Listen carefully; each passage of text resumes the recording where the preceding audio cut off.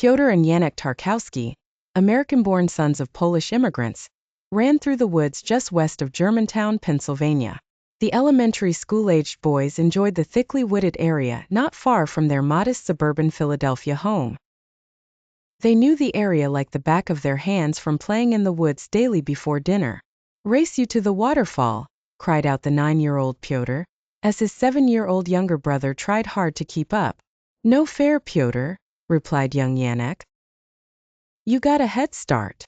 Nevertheless, Janek followed his older brother as fast as he could.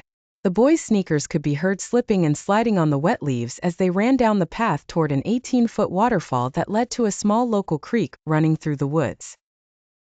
Both were huffing and puffing as they reached the waterfall, but neither would slow down.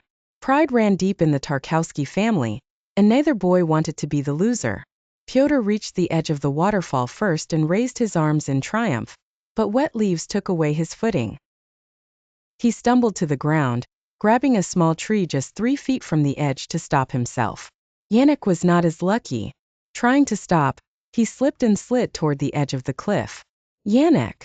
Piotr screamed as he extended his arm to catch his brother, but it was too late. Janek slid off the edge, heading down to the rocky creek below. "Janek!" Piotr scrambled to his knees and moved to the edge of the falls.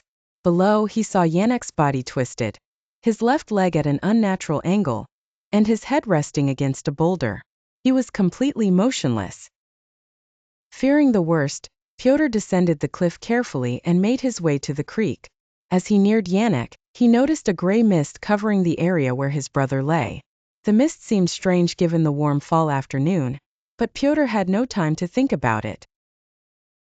He reached the bottom and rushed toward Janek's body but froze. Standing next to Janek was a large gray dog, no, a gray wolf.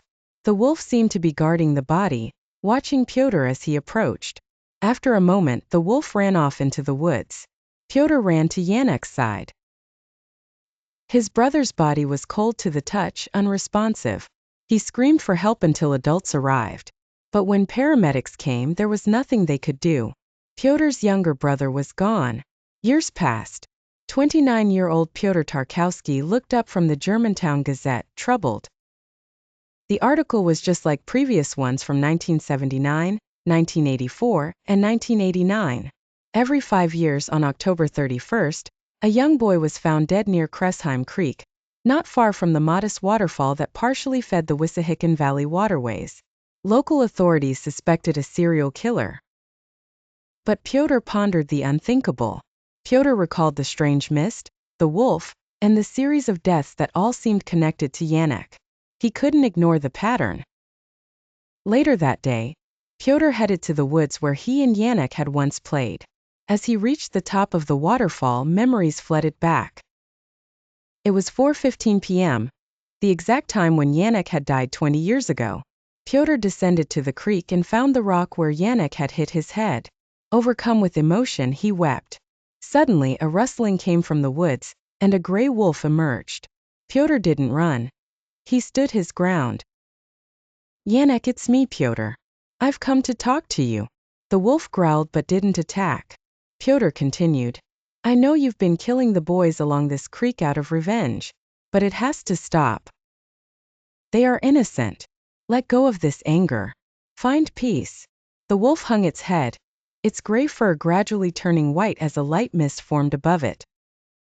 The creature then looked at the large rock where Janek had died, before running off into the woods. Piotr shivered as he watched the wolf disappear. Had he convinced Janek to let go of his anger and find peace?